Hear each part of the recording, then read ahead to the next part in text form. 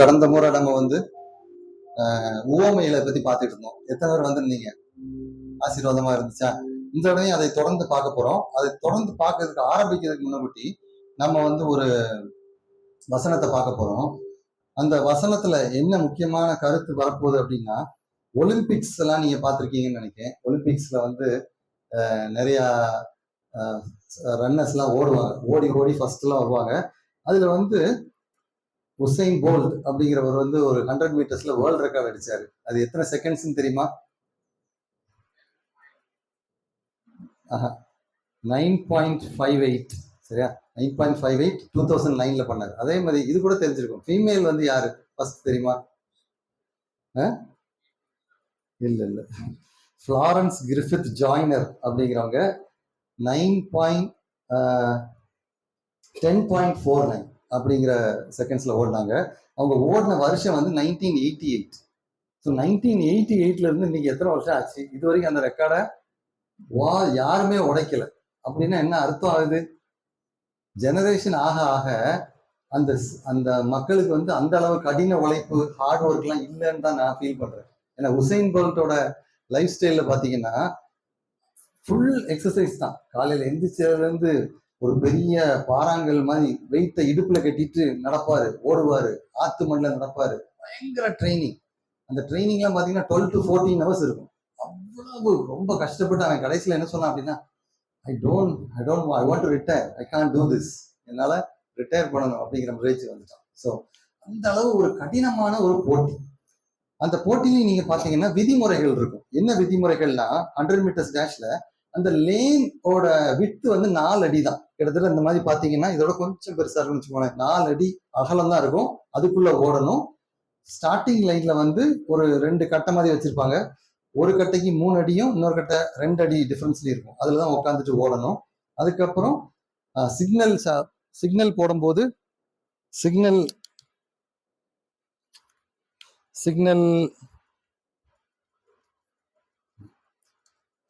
Hello, அது signal போடும்போது அந்த சிக்னல்ல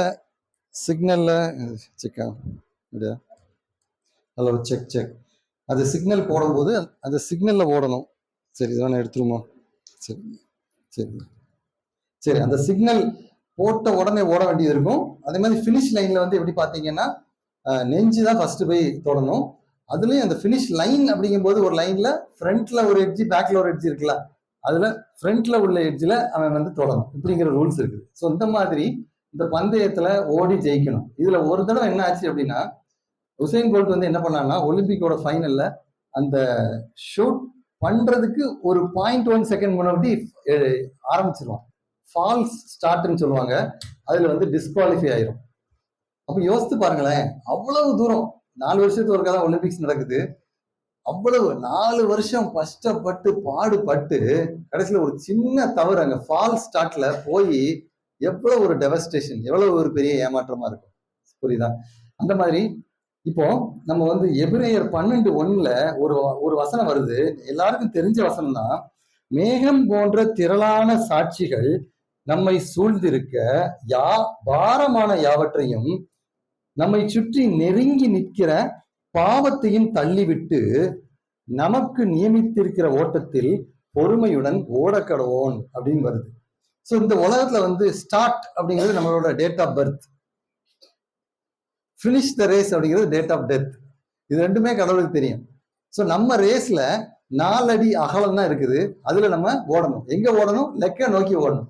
இப்ப நம்ம ஓடும் போது பக்கத்துல ஒருத்தன் ஃபாஸ்டா போவான், இல்ல ஸ்லோவா போவான். இப்படியே பார்த்துட்டு இவன் நல்ல ஒரு பெரிய கார் வச்சிருக்கான், இவன் நல்ல பெரிய ஒரு வீடு வச்சிருக்கான், இவன் நல்லா படிக்கால, இவன் சாரி நல்லா இருக்கு, இப்படி நம்ம பார்த்து நம்ம அப்படி ட்ராக் மாறி நம்ம போனா என்ன ஆகும்? டிஸ்குவாலிஃபை ஆயிரும். ஸோ ட்ராக் மாறாம ஓடணும். ஸோ அதனால இந்த ரேஸ் நம்ம ஓடும் போது நம்ம கண்களுக்கு தெரியல, ஆனா என்ன நடக்குதா, மேகம் போன்ற திரளான சாட்சிகள் நம்மை சூழ்ந்திருக்க. மேகம் போன்ற திரளான சாட்சிகள்னா என்ன மீன் பண்றாங்கன்னா, நம்ம மூதாதையார் இல்லாட்டி சாட்சியுடைய விசுவாசிகள் அவங்க எல்லாம் பரலோகத்துல இருந்து நம்மளை பார்த்துட்டே இருப்பாங்க. இருந்து ரைட், அந்த டெம்டேஷன் வருதா, அதுல விழுந்துராத, ஓடு ட்ராக் மாறாத அப்படின்னு சொல்லி நம்மளை சொல்லிக்கிட்டே இருப்பாங்களாம். எதனால ட்ராக் மாறாதன்னு சொல்றாங்கன்னா, 2 காரியம். 2 காரியம் நம்மளை வந்து ட்ராக் மாற வைக்கும். அதான் அந்த பக்கத்துல போட்டிருக்காங்க, பாரமான யாவற்றையும் நம்மை சுற்றி நெருங்கி இருக்கிற பாவத்தையும் அப்படின்னு சொல்லுது. 2 விஷயம். பாரமான யாவற்றையும் அப்படின்னு இருக்குது. பாரம்னா என்னது? பாரம்னா ஸ்ட்ரெஸ்ஸும் ஒரு டிப்ரெஷனும் ஒரு பிரச்சனை. இப்போ இந்த காலத்துல வந்து இன்னும் காலங்கள் ஜாஸ்தியாக ஆக ஸ்ட்ரெஸ்ஸும் டிப்ரெஷனும் அதிகமாக போகுது அப்படின்னு சொல்றாங்க. அதனால எங்களை மாதிரி ஆட்களுக்கெல்லாம் நல்ல வேலை இருக்க போகுது. ரொம்ப வயசா பிஸியாகிட்டே இருக்க போறோம் கவுன்சிலர்ஸ். என்ன ஓகே. ஸோ அந்த ஸ்ட்ரெஸ் டிப்ரெஷன் ஜாஸ்தியா ஆகும்போது என்ன ஆகும்னா, ரெண்டுமே ஒண்ணுக்கு ஒண்ணு தள்ளி விடும். பாரம் வந்து பாவத்தை நோக்கி தள்ளி விடும், பாவம் வந்து பாரத்தை நோக்கி தள்ளி விடும். ஸோ ரெண்டுமே என்ன பண்ண போகுது அப்படின்னா, நம்ம ரேஸ்ல ஓடுறோம்ல, அந்த ரேஸ்ல இருந்து நம்ம டீவியேட் பண்றதுக்காக நம்மளை நெருங்கி தள்ளி கொண்டே இருக்கணும். அதனால நம்ம எப்பவுமே யோசிச்சுட்டே இருக்கணும், இந்த ட்ராக்ல நம்ம ஓடிக்கிட்டு இருக்கோம், நம்மளை சுத்தி நிறைய ஆடியன்ஸ் பார்த்துட்டு இருக்காங்க, நம்ம நல்லா பண்ணும்போது அவங்க கை தட்டுறாங்க, நம்ம காதுக்கு தான் கேட்கல அப்படிங்கிற ஒரு விசுவாசத்திலே ஓடிக்கிட்டே இருக்கணும். சோர்ந்து போனோன்னு ஐயோ போச்சே அப்படிங்கிற அந்த அந்த மைண்டுக்கே கொடுக்க கூடாது. ஏன்னா நீங்க ஓடுறதுக்கும் மற்றவங்க ஓடுறதுக்கும் ரொம்ப வித்தியாசம் இருக்குது. உங்களுக்கு ஓட்டத்தை நியமித்த ஆண்டவர் ஓட்டத்தின் கூட இருந்து உங்களை காத்து கொண்டிருக்கிறார். யோவான் 12:24 ஒரு அருமையான ஒரு வசனம் சொல்லுது. இதுவும் போனதோட அந்த ஊமைகளை பத்தி நம்ம பார்த்தோம்ல, அதோட சேர்ந்து கனெக்டடா வந்துச்சு. 12:24 வசனம் என்ன சொல்லுதுன்னா, மெய்யாகவே மெய்யாகவேன்னு சொல்றாரு. மெய்யாகவேன்னு ஆண்டவர் 2 தடவை சொன்னா என்ன அர்த்தம்னா, அதை ஸ்ட்ரெஸ் பண்றாரு. அது வந்து ரொம்ப முக்கியமான பாயிண்ட். கேளு, இது முக்கியமான பாயிண்ட் அப்படின்னு சொல்றாரு. என்ன சொல்றாரு? கோதுமை மணியானது நிலத்தில் விழுந்து சாகாவிட்டால் தனித்திருக்கும். ஸோ நிறைய விதையை வந்து நம்ம தூக்கி போடுறோம்னு யோசித்தோம். வழியருகே விழுந்த விதைங்கெல்லாம் பார்த்தோம். ஸோ இந்த கோதுமை மணி உள்ள விழுந்தா அது முளைக்காட்டி எத்தனை மணி கிடைக்கும்? எத்தனை கிடைக்கும்? ஒரு விதையை போடுறோம், அது முளைக்கல, மீதி எத்தனை மணி இருக்குது? ஒண்ணு. அதான் சொல்லியிருக்கு, தனித்திருக்கும். ஸோ ஒரு விதையை நீ போட்டு அது செத்து அது முளைக்காட்டி அது ஒன்னாவே இருக்கும். இதுதான் அந்த தாளந்தை பயந்து போய் ஒழித்து வைத்தேன்னு சொல்லி மத்த 25 நம்ம பார்த்தோம், ஞாபகம் இருக்கா? தாளந்தை ஒழித்து வைத்தேன். ஸோ அதாவது அந்த ரேஸ்ல ஓடாம இருக்கிறது, ரேஸை விட்டு விலகி போறது, அதெல்லாம் வந்து இந்த மாதிரி உள்ள விதைகள். ஆனால் செத்ததே ஆகில் மிகுந்த பலனை கொடுக்கும். ஸோ அந்த விதை உளுந்து அந்த விதை வந்து அது மடியணும். விதைன்னு சொல்றது வந்து நம்மளதான் சொல்றாங்க. நம்ம வாழ்க்கையை வந்து ஆண்டவர் கொடுக்கும் போது மடியும் போது மிகுந்த பலனை கொடுப்போம்னு சொல்லி போன தடவை பார்க்கும்போது முடிச்சோம். எத்தனை பலன் கொடுக்கும்? நல்ல நிலத்தில் விழுந்த விதைகள் 30, 60, 100. மத்தேயு 13 நம்ம பார்த்துட்டு வரோம். அதே மாதிரி 25 நீங்க பாருங்களேன், ஜீவனை சிநேகிக்கிறவன் அதை இழந்து போவான். நம்ம நிறைய ஜீவனை சிநேகிக்கிறதெல்லாம் இருக்குது. நம்ம நல்லா கம்ஃபர்ட்டா இருக்கணும், நல்லா ட்ரெஸ் போடணும், நல்லா இருக்கணும், அப்படி கொஞ்சம் அழிக்கிறக்கூடாது, இப்படி கொஞ்சம் அழிக்கிறக்கூடாது அப்படின்னு நம்ம நினைச்சிட்டு இருக்கோம். நம்ம லைஃப்ல எந்த வித ட்ரபிளும் வந்துடக்கூடாது, எந்த வித டிப்ரெஷனும் வந்துடக்கூடாது, யாரும் எதையும் சொல்லிடக்கூடாது. அப்படி போயிட்டு இருக்க ஒரு வாழ்க்கை தான் என்ன சொல்றாங்க, ஜீவனை சிநேகிக்கிறவன் அதை இழந்து போவான் வருது. ஜீவனை வெறுக்கிறவனா என்ன அர்த்தம்? ஒரு நஷ்டம் நடந்துட்டு உங்க வாழ்க்கையிலயோ உங்க குடும்பத்திலயோ ஏதோ நடந்து, சரிப்பா விட்டுரு பரவாயில்ல, டேமேஜ் ஆயிட்டா பரவாயில்ல, நான் கொடுத்துறேன், அப்படி அந்த வெறுத்து ஆண்டவர் ஒரு காரியத்தை செய்யறாரு, நீங்க ஒண்ணு செய்யப்பா, நீங்க ரெஸ்ட் எடுக்க போறீங்கன்னு வச்சுக்கோங்களேன், அப்ப ஆண்டவர் சொல்றாரு, நீ இப்போ இந்த வேலையை செய்ய அப்படிங்கிறாரு. அப்படின்னா நம்ம என்ன செய்யணும்? அந்த வேலையை செய்யணும். அந்த மாதிரி கர்த்தருக்காக ஓடுகிற ஒரு காரியத்தை செய்யும் போது அதை காத்து கொள்வான், அந்த நித்திய காலமாக காத்து கொள்வான். லூக்கா 6:25 என்ன சொல்லுது அப்படின்னா, அந்த சுகபோகமாக வாழுகிற மக்களோட வாழ்க்கை என்ன வருதான், நகைக்கிறவர்கள் சிரிச்சுக்கிட்டே லைஃப். சிலர் பாத்தீங்கன்னா பாருங்க, லைஃப் சிரிச்சுக்கிட்டே இருப்பாங்க, ஹாப்பியா இருக்கிறத பத்தி நான் தப்பு சொல்லல, பட் சிரிக்கிறது, பிரச்சனையே இல்லாம இருக்குது, சுகபோகமா இருக்க இந்த ஒரு லைஃப் ஸ்டைல பார்த்து 6:25 ஒரு குரூப் நகைக்கிறவர்களுக்கு ஐயோ அப்படிங்கிறது. அதுக்குன்னு ஜோக் சொன்னா சிரிக்கணும் அப்படி சொல்ல வரல. நகைக்கிறதுனா இட்ஸ் லைஃப் ஸ்டைல், ஜாலியா இருக்கிற லைஃப் ஸ்டைல், அந்த ஹாப்பியா இருக்கிறது, பிளஷரபிள் லைஃப் ஸ்டைல் அப்படியே இருக்கிறது. அதோட சேர்ந்து திருப்தியா இருக்கிற உங்களுக்கு ஐயோங்க, சாட்டிஸ்ஃபைட், எனக்கு எல்லாம் இருக்குது, எனக்கு பணம் இருக்குது, கார் இருக்குது, எனக்கு எல்லாம் கம்ஃபர்ட், ஐ எம் ஃபைன், நான் அப்படி சொல்லி ஒரு ஜாலியா அப்படி இருப்பாங்கல்ல, அந்த மாதிரி ஒரு லைஃப் ஸ்டைல், காலரை தூக்கி விட்டுட்டு ஒரு லைஃப், கஷ்டமே இல்லாத வாழ்க்கை. கஷ்டம் இல்லாத வாழ்க்கைன்னா, கஷ்டம் இல்லாத வாழ்க்கையை அவங்க தெரிந்து கொண்டார்கள். எப்படி தெரிந்து கொள்கிறார்கள்னா, அநீதி மூலமாகவும் சுய நலம் மூலமாகவும் அந்த வாழ்க்கையை தெரிந்து கொண்ட ஒரு வாழ்க்கை. புரிஞ்சுக்கோங்க, அது ரெண்டையும் புரிஞ்சுக்கோங்க. அதனால கார்ல போறது தப்புன்னு சொல்ல வரல. பட் அந்த சுகபோகமான வாழ்க்கை, எந்த ஒரு கஷ்டம் வந்தாலும் அதை நிராகரித்து விடுறது, அப்படி உள்ள ஒரு வாழ்க்கையில உள்ளவங்களுக்கு ஆண்டவர் என்ன சொல்றாரு, திருப்தியா இருக்கிறவங்களுக்கு ஐயோ, நகைக்கிறவர்களுக்கு ஐயோன்னு சொல்லி ஆண்டவர் சொல்றாரு. ஆனா அதே நேரத்துல இப்போ ஃபார் எக்ஸாம்பிள் நீங்க வந்து பிஸியா வீட்டுல உட்காந்துருக்கீங்க, அப்போ வந்து ஏதோ வேலை பண்ணிட்டு இருக்கீங்க, அப்போ ஐயான்னு சொல்லி வீட்டுக்கு வாசல்ல இருந்து ஒருத்தன் கூப்பிடுறான். கூப்பிட்டுட்டு எனக்கு என்னன்னு போய் கேட்கும். ஒண்ணு வந்து இக்னோர் பண்ணிடலாம், இவன் என்னத்த பிச்சைக்காரன் அப்படின்னு சொல்லி இக்னோர் பண்ணலாம். ஆனா சரி, நீங்க போய் கேட்கீங்க என்னப்பா அப்படின்ட்டு. அவன் வந்து உனக்கு தண்ணி வேணும் அப்படின்னு கேட்கான். நீங்க கொடுப்பீங்களா? முதல்ல எஞ்சி போவீங்களா? சரி, தண்ணி கேட்கான். ஆனா ஒரு மாதிரி திருட்டு மொழி முடிச்சிட்டு இருக்கான். தண்ணி கொடுப்பீங்களா?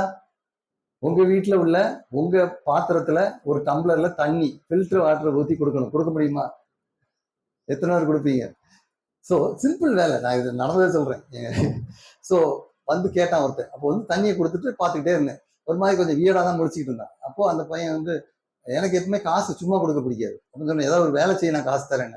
சரி சார் அப்படின்னா கொஞ்சம் வேலை செஞ்சேன், அப்புறம் காசு கொடுத்தேன். சொல்றேன், ஒரு லிங்க் தெரியாத ஒரு அந்நியன் வரும்போது அவனை ஒரு ஸ்ட்ரேஞ்சா பார்க்கக்கூடாது. ஒரு சகோதரன், அவன்கிட்ட ஏதாவது இன்ட்ராக்ட் பண்ண முடியுமா, அவன்கிட்ட ஒரு பேச்சு கொடுக்க முடியுமா, அப்படிங்கிற ஒரு இதோட பார்க்கணும். ஸோ இப்போ 2வது குரூப்ல ஆண்டவர் 20ஆம் வசனத்துல என்ன சொல்றாருன்னா, தரித்திரராகி நீங்கள் பாக்கியவான்கள். தரித்திரர் அப்படின்னு சொல்ற அந்த இன்டென்ஷன் சொல்றாரு. இன்டென்ஷன் நம்ம மனதுல ரெடி டு ஹெல்ப் அப்படிங்கிறத சொல்றாரு. ஸ்பிரிச்சுவல் பேங்க்ரப்சி, அதாவது ஆவிக்குரிய வாழ்க்கையில தரித்திரன், என்னால முடியாத ஆண்டவரே. அந்த வேத பாரகனும் ஒரு ஒரு ஒரு பாவமாகி மனுஷனும் கடைசியில சர்ச்சில்னு சொல்லுவாங்க தெரியுமா, ஆண்டவரே என்மேல் கிருபையாரும் சொல்ற அந்த ஒரு ஆட்டிடியூட் தான் அங்க கொண்டு வராங்க. ஸோ தரித்திரராகிய உங்களுக்கு, தரித்திரராகிய உங்கள், அதுக்கு ஒரு 21ஆம் வசனத்துல பசியாயிருக்கிற நீங்கள், அதுக்கப்புறம் அழுகிற நீங்கள், உங்களுக்கு வாழ்க்கையில கஷ்டம் இருக்குதா, துன்பம் இருக்குதா, ஹார்ட் புரோக்கனா இருக்குதா, நிறைய பிரச்சனைகள் இருக்குதா, அழுகிற நீங்கள் பாக்கியவான்கள்னு சொல்றாரு. ஸோ இந்த 2 லைஃப் ஸ்டைலையும் ஆண்டவர் அழகா கான்ட்ராஸ்ட் பண்ணி சொல்றாரு. என்ன நடக்குமா, 22ஆம் வசனத்துல, மனுஷகுமாரன் நிமித்தமாக ஜனங்கள் உங்களை பகைத்து உங்களை புறம்பாக்கி உங்களை நிந்தித்து. 3 வார்த்தை வருது, உங்களை பகைத்து. எதனால பகைக்காங்க? இப்ப நீ காலையில வந்து ஏதாவது ஒரு ஷாப்பிங்க்கு உங்க ஃப்ரெண்டு கூடுறான்னு வைங்களேன், இல்ல நான் வரல சர்ச்சுக்கு போறேன் அப்படிம்பாங்க அப்படின்னு சொல்றீங்க. அப்போ வந்து அவங்க என்ன செய்வாங்கன்னா, உங்களை புறம்பாக்கி உங்களை குரூப்ல இருந்து எடுத்து விட்டுருவாங்க. சரியா? இல்லாட்டி உங்கள்கிட்ட பேச மாட்டாங்க.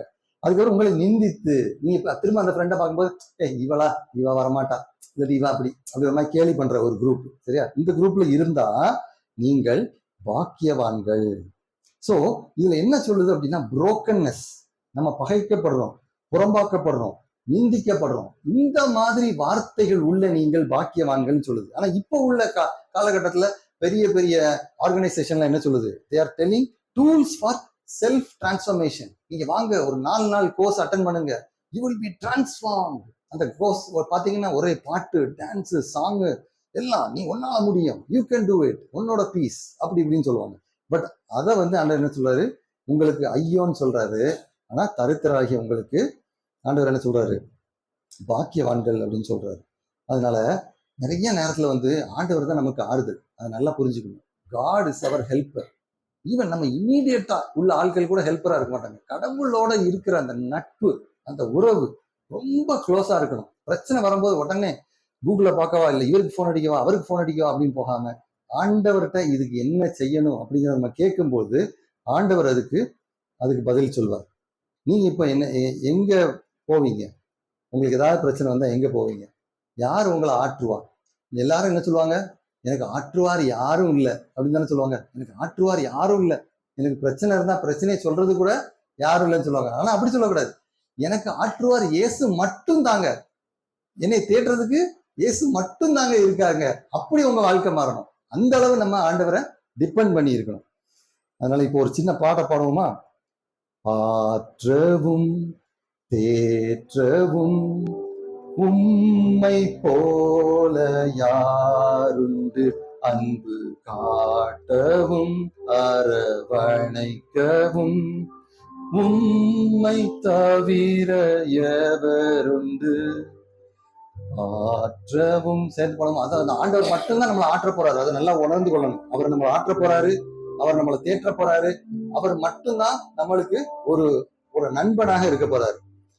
ஆற்றவும் தேற்றவும் உம்மை போல யாருண்டு அன்பு காட்டவும் அரவணைக்கவும், உம்மை தவிர எவருண்டு, நீரே எந்தன் தஞ்சம், தயவு காட்டுமே, கிருபை தாருமே. எங்கே போவேன் நான் எந்தன் இயேசுவே, யாரிடம் சொல்வேன் நான் எந்தன் பாரத்தை. அநேக நேரம் என்ன ஆயிருதுன்னா, அவருடைய அன்பை நம்ம உணர மாட்டீங்க, அவருடைய பிரசன்னத்தை நம்ம உணர மாட்டீங்க. சில நேரத்துல இப்போ நீ பாஸ்டர் சொன்ன மாதிரி நம்மளுடைய பாவங்கள் அப்படின்னு சொல்லும் போது ஆண்டவரை தேடாத காரியங்கள், ஆண்டவருக்காக செலவு பண்ண முடியாத இந்த டைம்ல வந்து நமக்கும் அவருக்கும் ஒரு இடைவெளி வந்துடுற மாதிரி ஆயிடும். அந்த ஒரு ஃபீலே இருக்காது. ஆனா ஆண்டவருக்குள்ள நம்ம இருக்கும்போது ஆண்டவர் வந்து அதை சரி பண்ணி கொடுக்கிறார். உந்தன் அன்பை உணராமல் நாங்கள் செய்த பாவங்கள் எண்ணில் அடங்காதே, அதை எழுத முடியாதே. உந்தன் அன்பை உணராமல் நாங்கள் செய்த பாவங்கள் எண்ணில் அடங்காதே, அதை எழுத முடியாதே. ஆனாலும் மன்னித்தீர் தயவாய் என்னை மன்னித்தீர், ஆற்றவும் தேற்றவும் உம்மை போல யாருண்டு அன்பு காட்டவும் அரவணைக்கவும், உம்மை தவிர எவருண்டு. உம் வார்த்தை இன்று தாருமே, என் வழியை நீ காட்டுமே, எந்தன் இயேசுவே என் அன்பு நேசரே. உன் வார்த்தை இன்று தாருமே, என் வழியை நீ காட்டுமே, எந்தன் இயேசுவே என் அன்பு நேசரே. நித்தமும் நடத்துவீர்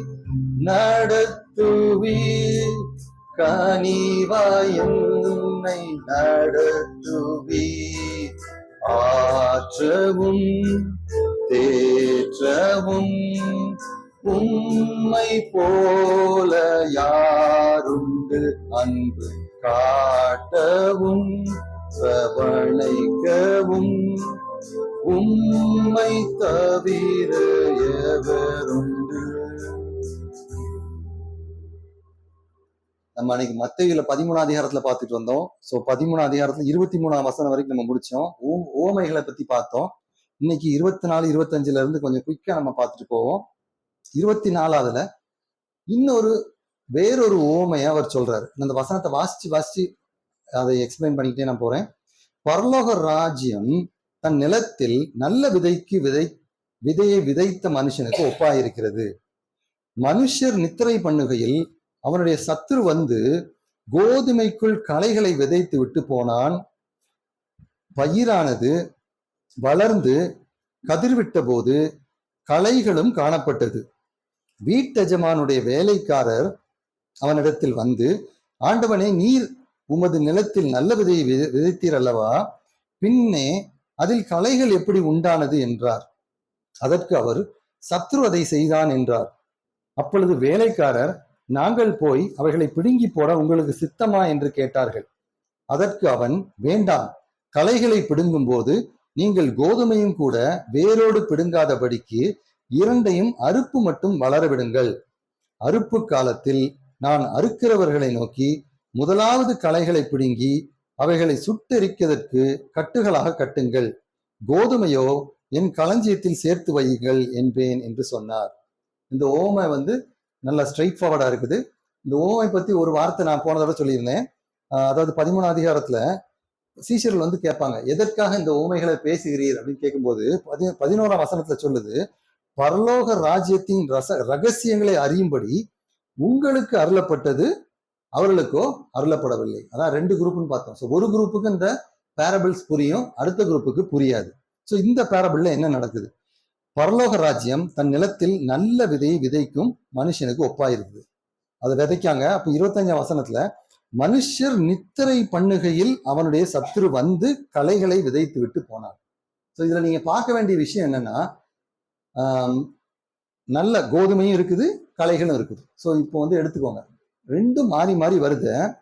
அப்போ எப்போ சத்துரு விதைக்கான் அப்படின்னு நீங்க பாத்தீங்கன்னா, மனுஷர் நித்திரை பண்ணுகையில்னா என்னாச்சு? எப்போ? தூங்கும்போது. ஸோ தூங்கும் போதுன்னா ஜென்ரலா நீங்க தூங்குறதையும் எடுத்துக்கலாம், ஜெபம் பண்ணாம தூங்குறதையும் எடுத்துக்கலாம், இல்லாட்டி என்னையும் சேர்த்தா, இல்லாட்டி ஆவிக்குரிய வாழ்க்கையில ஸ்ட்ரென்தன் ஆகாம இருக்கும்போது, வீக்கா இருக்கும், ரட்சிக்கப்பட்டிருக்கும், இல்லை ஏழியர் விசுவாசியா இருக்கும், அப்படி இருக்கும்போது நித்திரை பண்ணுகள். இன்னொரு விஷயம் என்னன்னா, காணாத போது நீங்க அறிஞ்சிருக்க மாட்டீங்க, இது சத்துருடைய சதி, சத்ரு என்கிட்ட பாக்குறான் அப்படின்னு அறியாத போது களைகளை விதைச்சிட்டு போறான். பேசிக்கா சேட்டனிக் இன்ஃப்ளூயன்ஸ் எப்படி இருக்கும்னா, ஸ்ட்ரைட்டா கொம்பு வச்சுட்டு வரமாட்டான்.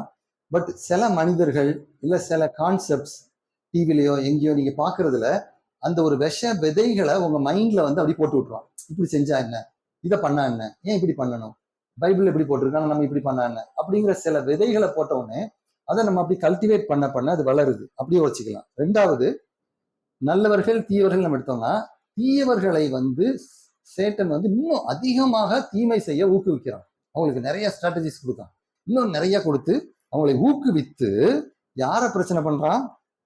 மக்களை பிரச்சனை பண்றான். இப்ப அதை பாருங்களேன். இந்த அப்போ என்ன கேட்காங்க, அப்போ இந்த களைகள் இப்ப எடுத்து போட்டா நல்லது தானே, இப்ப நம்ம வாழ்க்கையில உள்ள முள்ளு களைகள் அதெல்லாம் எடுத்து போட்டா நல்லா தானே இருக்கும். அதுதான் அவன் கேட்கான். இந்த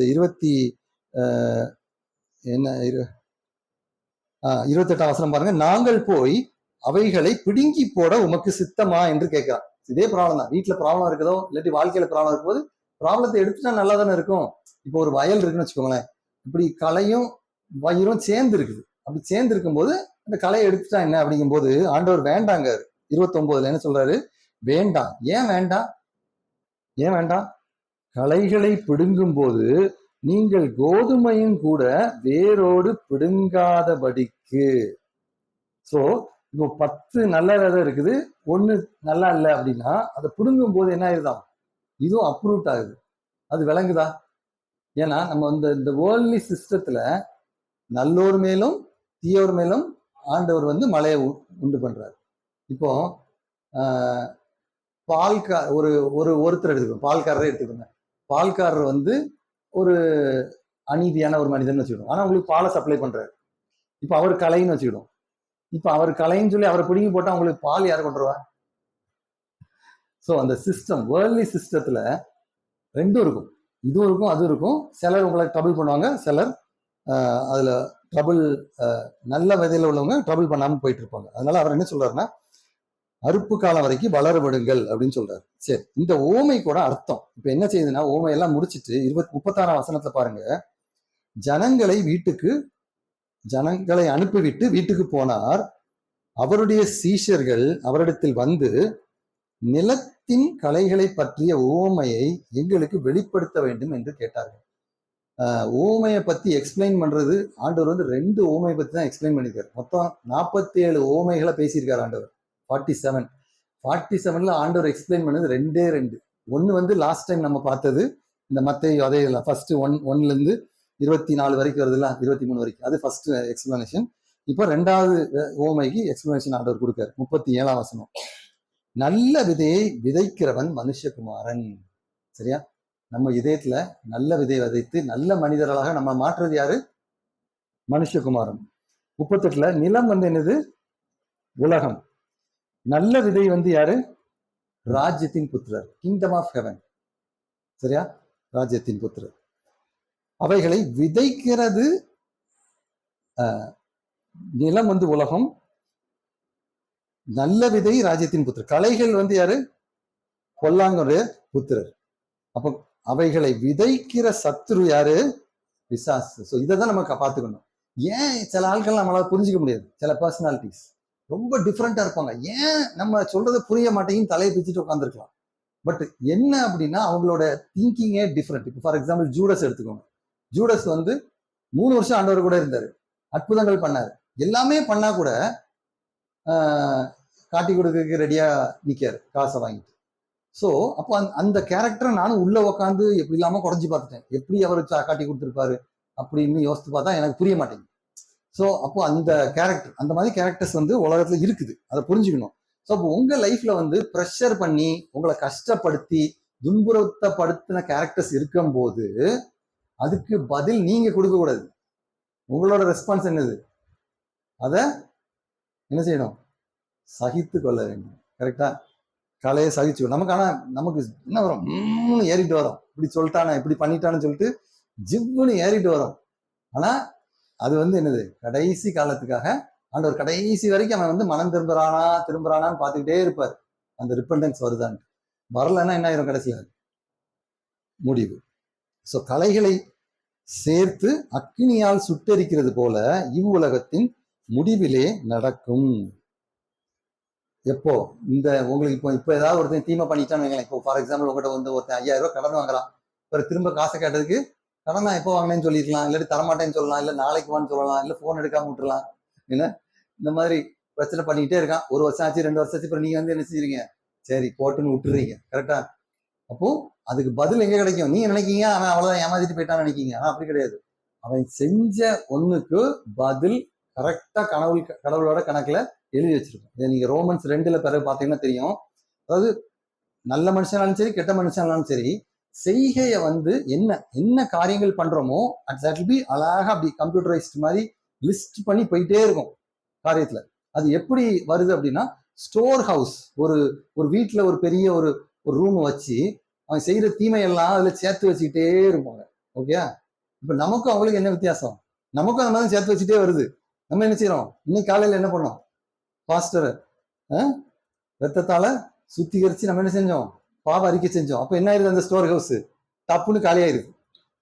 டப்புன்னு காலியாயிருது. அப்ப நமக்கு என்ன ஆயிருது? பிரச்சனை இல்லை. அப்போ ஆனா இதை யோசித்து பாருங்க, பாவ மன்னிப்பு பெறாத ஒரு மனிதனுடைய நிலைமையை மட்டும் யோசித்து பாருங்க.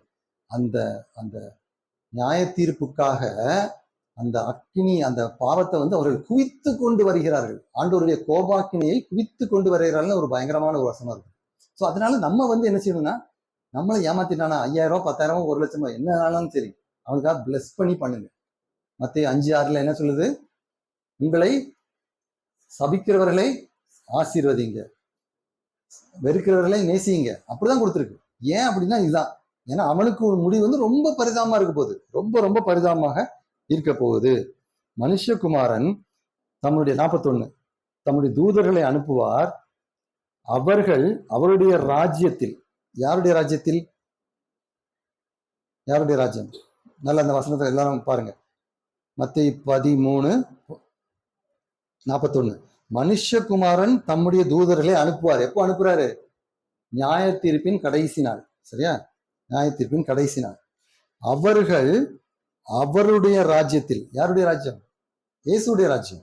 இயேசுடைய ராஜ்யத்தில் இருக்கிற சகல இடரல்களையும், என்ன இடரல்கள்? நீங்க அனுபவிக்கிற பிரச்சனைகள் எல்லாம் முள்ளு மாதிரி உங்களுக்கு வர்றது எல்லாமே இந்த மாதிரி கலைகள் ஆகிய மக்கள்கிட்ட இருந்து வர்றதுதான். அந்த சிஸ்டத்துல இருந்து வர்ற அந்த பிரச்சனைகளையும் அக்கிரமம் செய்கிறவர்களையும் சேர்த்து, ரெண்டையும், அந்த இடர்களையும் எடுக்காங்க, அக்கிரமம் செய்கிறவர்களையும் எடுத்து அவர்களை 42 எங்க போடுறாங்களா? அக்கினி சூளையிலே போடுவார்கள். அங்கே அழுகையும் பட்கடிப்பும் உண்டாயிருக்கும். இது ரொம்ப பயங்கரமான வசனம். பயங்கரமான வசனம். என்ன? 2 விஷயம் நடக்குது. இது யார் சொல்றா? இந்த வசனத்தை பேசுறது யாரு? இயேசு கிறிஸ்து. எரேமியா சொல்றாரா? எசேக்கியேல் சொல்றாரா? இல்ல, இயேசு கிறிஸ்து சொல்றாரு. அதனால அந்த அக்கினி சூளை அப்படிங்கிற நரகம் வந்து இருக்கிறது உண்மையா பொய்யா? உண்மை. அது வந்து எவ்வளவு நாள் எரிஞ்சுக்கிட்டு இருக்கும்? எவ்வளவு நாள்? நித்திய காலமா? நித்திய காலமா? நித்தியமாக எரிந்து கொண்டே இருக்கும். சரி, இப்போ வந்து ஒரு கேள்வி கேட்கான். 15 வயசு பையன், சரியா, நல்லா எல்லாம் புரியுது, அதாவது அண்டர்ஸ்டாண்டிங்லாம் கெப்பாசிட்டிலாம் இருக்கு, ரிலிஜன் எல்லாம் தெரியுது, நன்மை தீமை தெரியுது. அப்படி இல்லை ஒரு பையன் கடவுள் ஜீசஸ்னா பிடிக்காதுன்னு வச்சுக்கிடும், எதிர்த்து நிற்பான். யார் அந்த ஜீசஸ் அப்படின்னு சொல்லி நிற்பான். டக்குன்னு ஆக்சிடென்ட்ல இறந்துடுறான். இறந்து அப்போ அவன் எங்கே போவான்? நரகத்துக்கு போவான். அவன் எவ்வளோ நாள் இருக்க போறான் நரகத்தில்? நித்திய காலமா. இப்போ மக்கள் என்ன கேட்காங்கன்னா, 15 வயசு தான் அவன் வாழ்ந்திருக்கான், ஆனா நித்திய காலமா அவனை போய் தண்டனைக்கு வைக்கிறது அது நியாயமான்னு கேட்காங்க. இதுக்கு நீ என்ன பதில் சொல்லுவீங்க? புரியுதா நான் சொல்ற கேள்வி? 15 வருஷம் வாழும்போது கிரைஸ்ட ரிஜெக்ட் பண்ணிடுறான், ஆண்டவரை நாமத்தை ஏற்றுக்கொள்ளவில்லை. அவருக்கு நேராக கைகளை நீட்டிய ஒரு மனிதன் இறக்கும் பொழுது சின்ன வயசு தான், அவன் நித்திய காலமாக நரகத்துக்கு போறான். அப்படின்னா கரெக்டா தப்பா அப்படின்னு சொல்லி கேள்வி எழுப்பி பேசிட்டு இருக்காங்க. அதுக்கு நான் என்ன பதில் சொல்றேன் அப்படின்னா, நரகத்தை பத்தி நமக்கு ரொம்ப தெரியாது, ஆனா இருக்கிற வசனத்தை வச்சு பார்க்கும்போது நரகத்தை பத்தி பேசின ஆள் பேசினவர் யாரு? இயேசுவானவர். அவர் பரலோகத்தை குறித்து பேசினதை விட நரகத்தை குறித்து அதிகமா பேசியிருக்காரு. அதுக்கப்புறம் அவர் சொல்லுகிற வார்த்தையில ஒண்ணு கூட தப்பா போகாது. அந்த நரகத்துல வந்து இருள் இருக்கும், நோ லைட். ரெண்டாவது, புழு சாபாமலும் அக்கினி அவியாமலும் இருக்கும். ஸோ அந்த புழு அப்படிங்கிறது வந்து என்ன வருதுன்னா, உங்கள் புழுன்னு வரும். அதுல உங்கள் புழுனா நரகத்துல வேதனை படுகிறவர்களை கடிச்சு தின்ற ஒரு புழு. அவங்கள தின்னுட்டே இருக்கும், ஆனா சாக மாட்டாங்க. அந்த டார்ச்சரை மட்டும் யோசித்து பாருங்க, எவ்வளவு கஷ்டமா இருக்கும். நேத்து வந்து எனக்கு தலைவலி, காலையில ஒரு 10 மணிக்கு ஆரம்பிச்சுது. நானும் விட்டுருன்னு பார்த்து ஒரு 2 மணி நேரத்துக்கு பேரஸ்டமால் போட்டு பார்த்தேன். அப்படியே போகுது. 3 மணி ஆகுது, 4 மணி ஆகுது. இன்னைக்கு மெசேஜ் வேற கொடுக்கணும். அதுக்கப்புறம் ஒரு 6 மணிக்கெல்லாம் வந்து அந்த வலி தாங்க முடியாம படுக்க முடியல, எந்திரிக்கவே முடியல, லைட் அணைக்கேன், சவுண்டு கேட்க முடியல, அப்படியே இருக்கேன். சரி, இவங்க இஎன்டி சாரை போய் பார்ப்போம்னு சொல்லி எங்க ப்ரொஃபஸரை போய் பார்த்தேன், டாக்டர் சுரேஷ்குமார். பார்த்தேன்னா அவர் பார்த்துட்டு இது மைக்ரேனா இருக்கலாம், சிடி ஸ்கேன் எடுத்துட்டு வந்துட்டாரு. பிறகு சிடி ஸ்கேன் போனேன்னா சிடி ஸ்கேன் எடுக்க முடியல. அப்புறம் அதுக்குள்ள ஓரளவு செட் ஆயிட்டு. ஆனா என்ன சொல்றேன்னா, ஒரு 10 hours அந்த தலைவலியில கஷ்டப்பட்டேன். நிறைய பேருக்கு வந்திருக்கும் தலைவலியும் பல்வலியும், தனக்கு வந்தாதான் தெரியும்பாங்க. பட் அந்த தலைவலி எக்ஸ்டர்னலா ஃபீல் பண்ண முடியாது, யாரும் பார்த்தா தெரியாது தலைவலி. ஆனா அந்த ஒரு தலைவலியே தாங்க முடியாத நம்ம அந்த மாதிரி இந்த மாதிரி இடத்துக்கு போறவங்களுடைய பெயின் எப்படி இருக்குன்னு யோசித்து பாருங்க. இருட்டா இருக்கிறது, அக்கினி சூளைன்னு சொல்றாங்க, அழுகை தான் வருது, பற்கடிப்பு வருது. என்ன நடக்கும் அப்படின்னா, இந்த 15 வயசு பையனுக்கு சொல்றேன், அந்த இடத்துல கர்த்தருடைய கிருபை கிடையாது, ஜீரோ. இப்போ நமக்கு கர்த்தருடைய கிருபை இருக்கா? இந்த ஆலயம் முழுவதும் அவருடைய மகிமை நிறைந்து இருக்குது. வெளியில போனாலும் நல்ல ஆண்டவர் என்ன சன் கொடுத்துருக்காரு, மழை கொடுக்காரு. சில நேரம் ரொம்ப சன் அடிச்சாலும் நமக்கு என்ன செய்யுது? ஐயோ வெயில் அடிக்கங்க. ரொம்ப மழை அடிச்சாலும் என்ன செய்யறோம்? மழை அடிக்குங்க. ஆனா நரகத்துல வந்து மழையும் கிடையாது, வெயிலும் கிடையாது, சூரியனும் கிடையாது, சந்திரனும் கிடையாது, நோ லைட். ஆனா அக்கினி இருக்குது. அப்போ அந்த இடத்த மட்டும் நீங்க இமேஜின் பண்ணி பாருங்க. அந்த இடத்துல புழு வந்து கடிச்சிட்டு இருக்குது, அக்கினி இருக்குது, இருட்டா இருக்குது. அந்த இடத்துல கடவுள் கிருபை இல்லைன்னு உடனே ஃபெல்லோஷிப்பே இருக்காது. இப்போ நீங்க ஃபீல் பண்ற அந்த சந்தோஷம் அது எதுவுமே இருக்காது. அப்போ என்ன ஆயிரும்னா, கோபம் வரும். பயங்கர பெயின் வரும்போது எல்லாருக்கும் என்ன வரும்? வேதனை வரும்போது என்ன வரும்? கோபம் தான் வரும். அந்த கோபம் கடவுள் மேல வரும். அந்த கடவுளை போட்டு ஏசுன்னு ஏசுவாங்க. அதுதான் பற்கடிப்பும் அழுகையும் அங்க இருக்கு. Fully conscious. ஸோ அன்னைக்கு ஒரு ப்ரீச்சர் கேட்டாரு, இப்போ நீங்க எங்க இருக்கீங்க, இன்னும் 100 yearsல எங்க இருப்பீங்கன்னு கேட்டாரு. 2024ல இங்க இருக்கோம், இங்க பெருமாள்புரத்துல. 21, 24ல எங்க இருப்பீங்க? அதேதான், அங்கிருப்பேனே நான் அங்கிருப்பேனே இயேசுவோடு. கரெக்டா? அதனால அதான் சொல்றேன், இந்த ஓட்டத்துல ஓடும் போது தெளிவா நம்ம என்ன பண்ணிட்டு இருக்கோம், பிரச்சனை வரும்போது சைட் ட்ராக் பண்ணாம நம்ம அங்க போயிட்டு இருக்கோம். பினிஷ் லைன் இன்னும் வரல. அவன் 100 மீட்டரை 9 செகண்ட்ல முடிச்சிடறான், 9.58ல. பட் நமக்கு வந்து மேரத்தான் கொடுத்துருக்காரு ஆண்டவர். என்ன மேரத்தான் வந்து 26 மைல், அதாவது 42.195 கிலோமீட்டர்ஸ். ஸோ அவ்வளோ ஓடிக்கிட்டே இருக்கணும் அதே ட்ராக்ல. சரியா? மழை வந்தாலும் மேரத்தான்லாம் மழை வந்தாலும் நிப்பாட்டிடுவாங்களா? கிடையாது. மழை வந்தாலும் வெயில் அடிச்சாலும் போற வழியில ஒரு தண்ணி பாட்டில் கிடைக்கும், குடிச்சிட்டு ஓடிக்கிட்டே இருக்கும். அந்த மாதிரிதான் ஒரு கிறிஸ்தவ வாழ்க்கை. ஆனா கரெக்டா எண்ட ஞாபகம் வச்சுக்கணும். என்ன எண்டுக்கு போயிட்டு இருக்கும். ரொம்ப எண்டுன்னு என்ன எண்டுன்னு நினைக்காங்க. வேணா 100ல இருந்து ஒரு வயசை கழிச்சுக்கோங்க, அதான் எண்டு. என்ன நம்ம வந்து 100 வயசு தாண்டது ரொம்ப கஷ்டம். என்ன யாராவது உங்க தாத்தா பாட்டி எல்லாம் யாராவது 100 வயசு தாண்டி இருக்காங்களா? யாருடைய தாத்தா பாட்டி? இல்ல யாருக்காவது தாத்தா பாட்டி 100 தாண்டி இருக்காங்களா? தாத்தா பாட்டி. அப்ப நீங்க மட்டும் 100 தாண்டுவீங்க.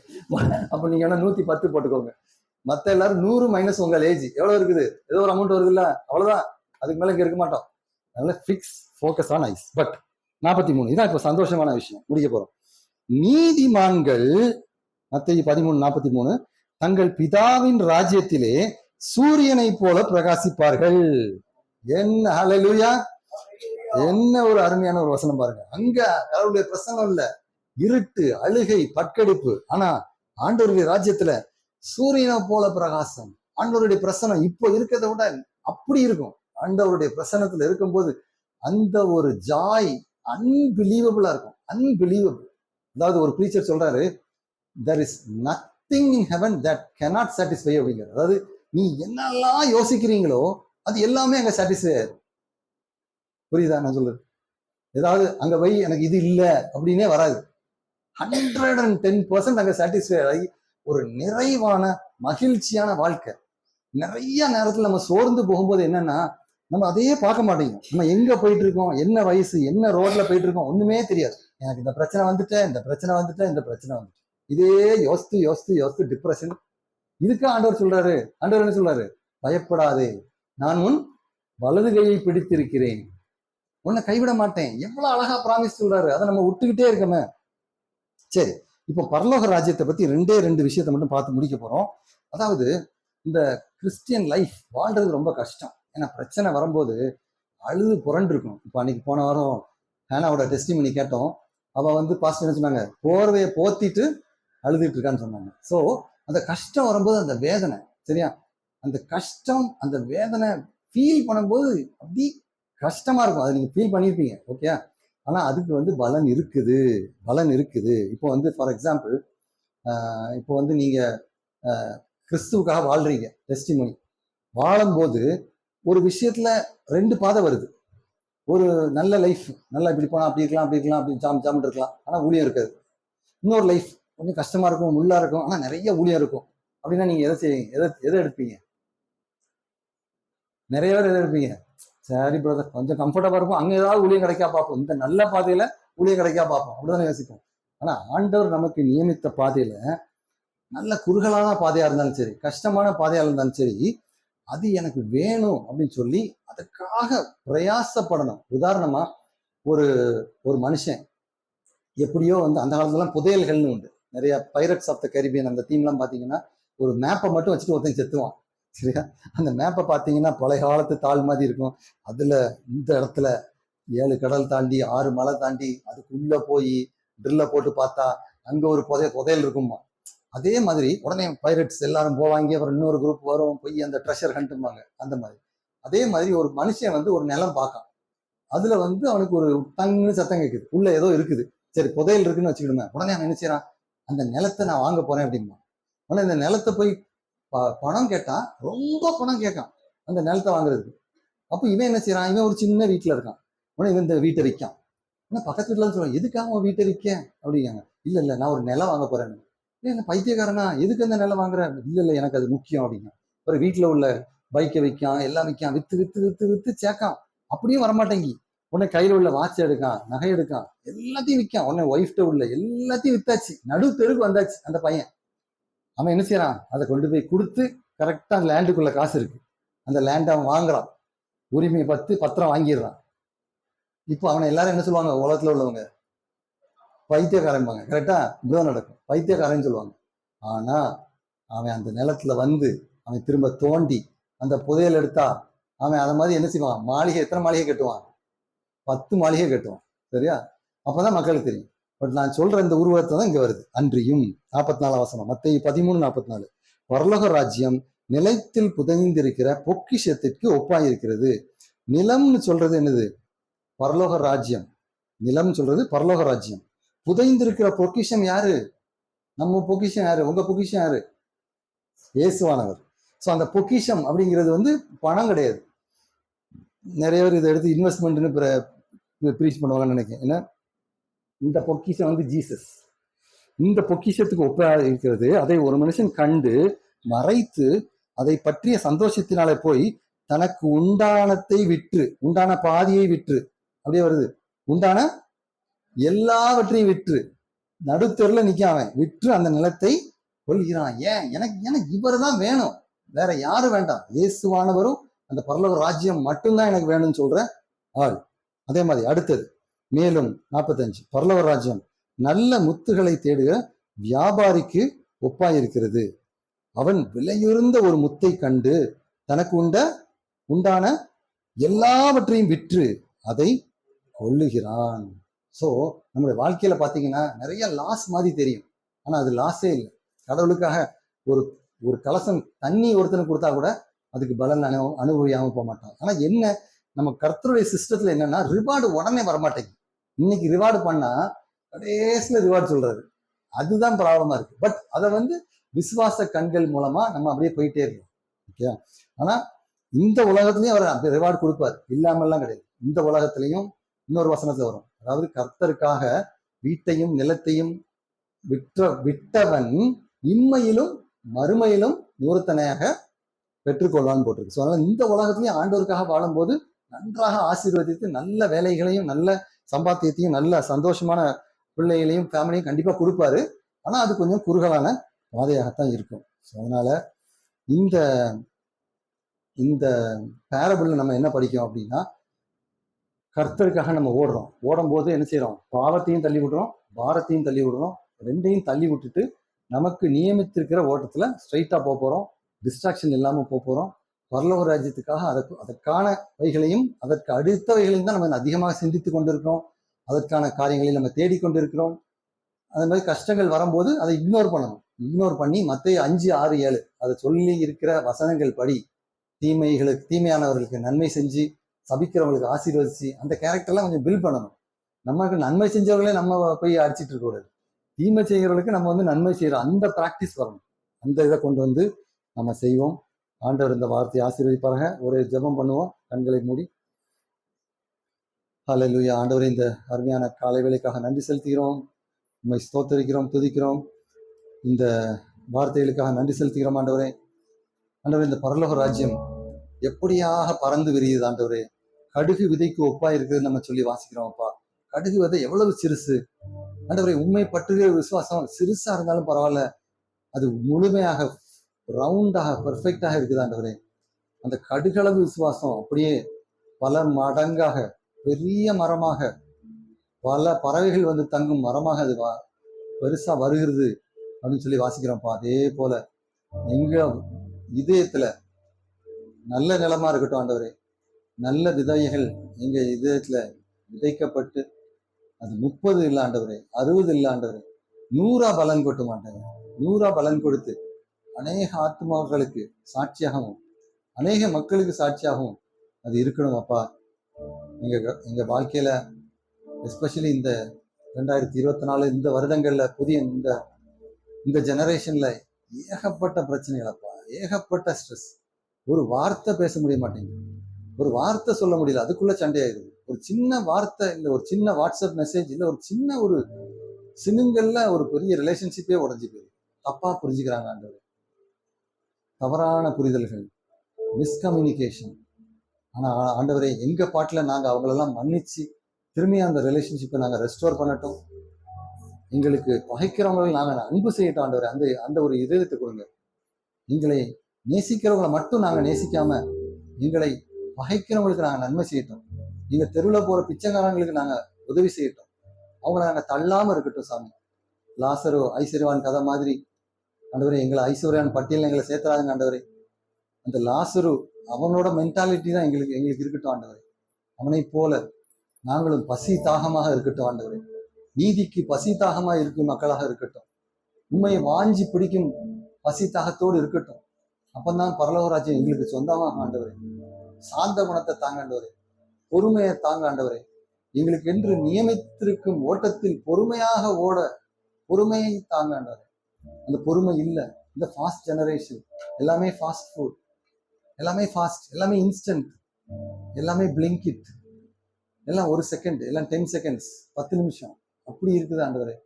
இந்த உடனுக்கடியா இமீடியட் கிராட்டிஃபிகேஷன், அதுல இருந்து நாங்க மாறி எங்களுக்கு நீ வைத்திருக்கிற நன்மைகள் தாமதித்தாலும் அது வரும் அப்படிங்கிற நம்பிக்கையோடு எங்களுடைய வாழ்க்கையில பொறுமையாக ஓடட்டும். நன்றி ஆண்டவரே. மீதியான வேலையும் பொறுப்படுத்திக் கொள்ளுங்கள். இயேசு கிறிஸ்துவின் மூலம் ஜெபிக்கிறோம் ஜீவனுள்ள நல்ல தகப்பனே. ஆமென்.